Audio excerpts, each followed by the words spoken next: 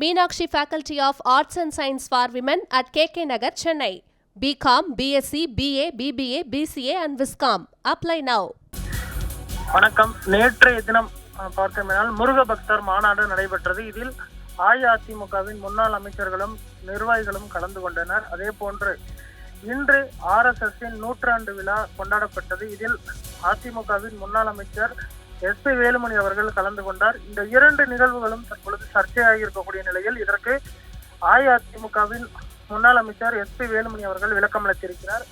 குறிப்பாக இந்த நிகழ்விலுமே பார்த்தோம்னால் அஇஅதிமுக சார்பில் கலந்து கொண்டது ஏன் என்பது குறித்தும் அதற்கான அந்த விளக்கத்தினையும் அவர் விரிவாக தற்பொழுது அறிக்கையாக தற்பொழுது கொடுத்திருப்பதும் குறிப்பிடத்தக்கது. இந்த நிகழ்வில் தான் கலந்து கொண்டது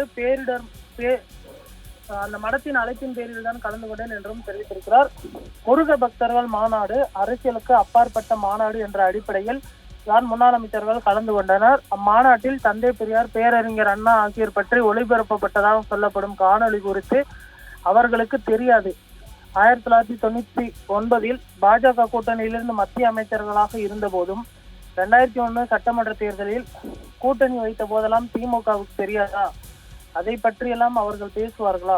2024 நாடாளுமன்ற தேர்தல் சமயத்தில் பேரறிஞர் அண்ணா அவர்கள் மீது வைக்கப்பட்ட விமர்சனம் காரணமாக மிக துணிச்சலான முடிவை எடுத்த தலைவர் புரட்சித் தலைவர் எடப்பாடி பழனிசாமி அவர்கள் என்பது எல்லோருக்கும் தெரியும். எங்களுடைய தலைவர்களை, முன்னோர்களை பேசுவதை ஒருபோதும் ஏற்றுக்கொள்ள மாட்டோம்.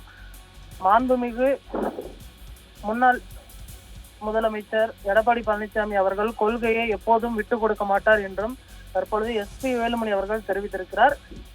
எனது தொகுதிக்கு உட்பட்ட பேரூர் ஆதீனத்தின் மகா சன்னிதானத்தின் காந்தலிங்க ராமசாமி அடிகளார் அவர்களின் 100ஆண்டு விழாவிற்கு விடுக்கப்பட்ட அழைப்பின் பேரில் பங்கேற்றேன். பேரூர் ஆதீனத்தின் நிகழ்வுகளில் நான் ஆண்டுதோறும் பங்கேற்பது உண்டு என்ற அடிப்படையில் தான் 100ஆண்டு நிகழ்விலும் பங்கேற்றேன். RSS அமைப்பின் நிகழ்ச்சியில் பங்கு கொள்ளவில்லை என்றும் தற்பொழுது அஇஅதிமுக சார்பில் விளக்கமான ஒரு பதில் அளிக்கப்பட்டிருக்கிறது. அதே போன்று நேற்று நடைபெற்ற நிகழ்வில் அண்ணா மற்றும் பெரியார் உள்ளிட்டவர்கள் குறித்து காணொலி ஒளிபரப்பப்பட்டது அமைச்சர்களுக்கு தெரியாது என்றும் தற்பொழுது விளக்கமானது அளிக்கப்பட்டிருக்கிறது.